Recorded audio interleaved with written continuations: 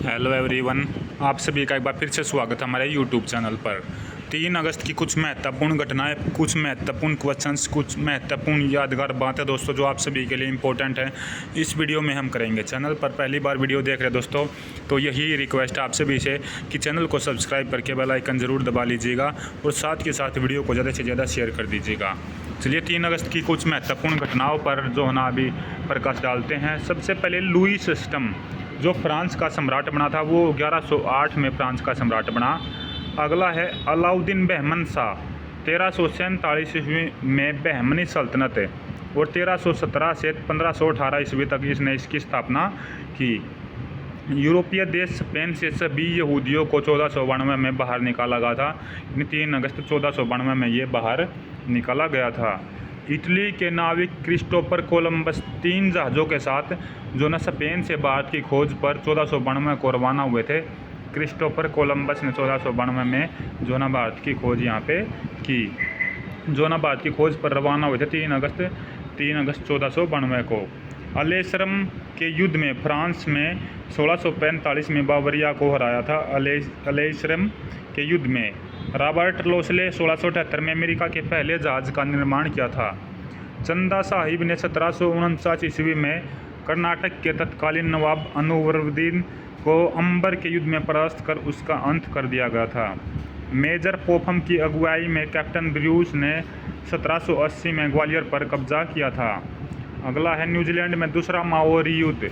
Maori जनजाति भी दोस्तों न्यूजीलैंड से ही संबंधित है, ये भी ध्यान रखिएगा। न्यूजीलैंड में दूसरा माओरी युद्ध 1860 में शुरू हुआ था।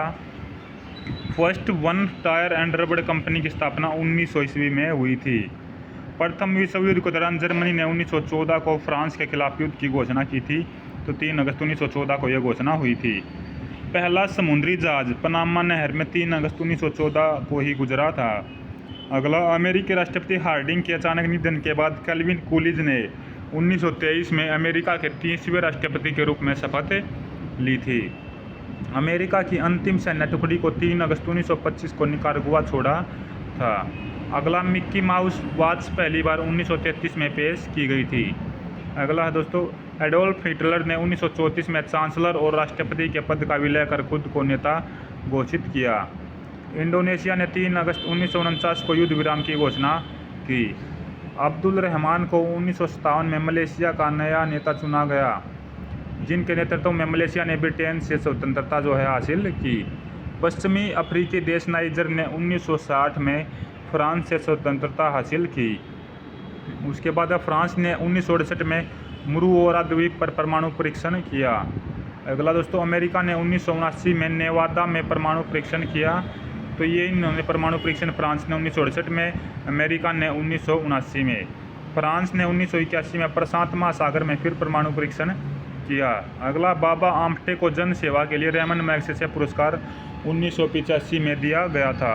तो बाबा आमटे को जो रेमन मैग्सेसे पुरस्कार दिया गया जन सेवा के लिए 1985 में।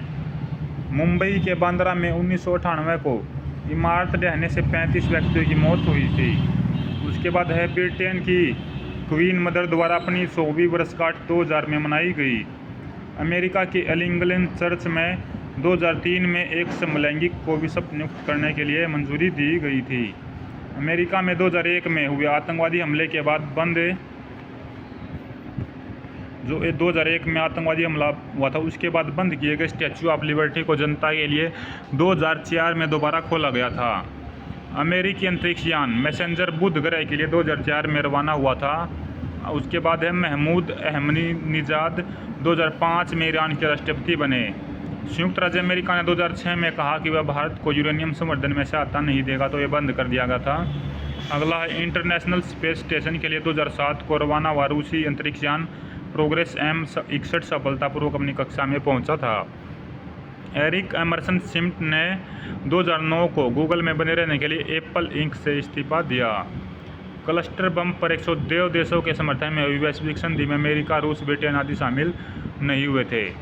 सूर्य को 2010 में हुए कोरोनल मास इंजेक्शन के कारण उत्पन्न हुई आवेशित चुंबकीय गैसों बादलों की जो सुनामी पृथ्वी की कक्षा की ओर बढ़ रही है। उसके बाद है इजराइल और लेबनान के बीच 2006 में हुए युद्ध के बाद सबसे बड़ा जो ना सीमा संघर्ष उत्पादन जो है वो हुआ। महिलाओं को यौन उत्पीड़न के खिलाफ 2012 में कार्यस्थल पर सुरक्षा विधेयक 2010 जो है पारित किया गया 3 अगस्त 2012 को। उसके बाद है पुष्प कमल दहल, ये आपके दोस्तों नेपाल के 39वें प्रधानमंत्री बने थे 2016 में। अब 3 अगस्त को जन्मे कुछ व्यक्तियों पर प्रकाश डाल लेते हैं। पंचवटी यशोधरा साकेत जैसी कालियजी रचनाओं के कवि मैथिली शरण गुप्त का जन्म 1886 को आज ही के दिन हुआ था। तो इनकी रचनाएं हैं दोस्तों पंचवटी यशोधरा साकेत। ये कई बार एग्जाम में पंचवटी पूछा गया है, ये मोस्ट इंपॉर्टेंट रहेगा कि इसकी जो रचना है तो मैथिली शरण गुप्त हिंदी कवि की रचना है, 1886 में जन्म हुआ था। भारत के प्रसिद्ध क्रांतिकारी और पाकिस्तान में प्रथम उच्चायुक्त श्री प्रकाश का जन्म भी आज ही के दिन 1890 में हुआ था। भारतीय गीतकार और शायर शकील बंदायूनी का जन्म 1916 को हुआ था। भारतीय संगीतकार तथा बाल अभिनेता जयदेव का जन्म 1919 को हुआ था। अमेरिकी इंजिलवादी और लेखक रॉबर्ट समनर का जन्म 1922 में हुआ था। अग्रणी कन्नड़ तथा लेखक यशवंत चिंताल का जन्म 1928 में हुआ। भारतीय शास्त्रीय गायक छन्नूलाल मिश्रा का जन्म 1936 को हुआ था। भारतीय क्रिकेट अपूर्व सोनगुप्ता का जन्म 1939 को हुआ था। बांग्ला साहित्य के एक प्रमुख कवि उत्पल कुमार बसु का जन्म 1939 में हुआ था। भारतीय क्रिकेटर बलविंदर सिंह संधू का जन्म 1956 को हुआ था।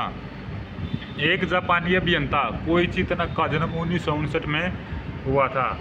भारतीय क्रिकेटर गोपाल शर्मा का जन्म 1960 को हुआ था। उसके बाद है अभिनेता फैजल खान का जन्म 3 अगस्त 1966 को हुआ था। लास्ट है दोस्तों पंजाबी गायक मनमोहन वारिस का जन्म 1967 में हुआ था।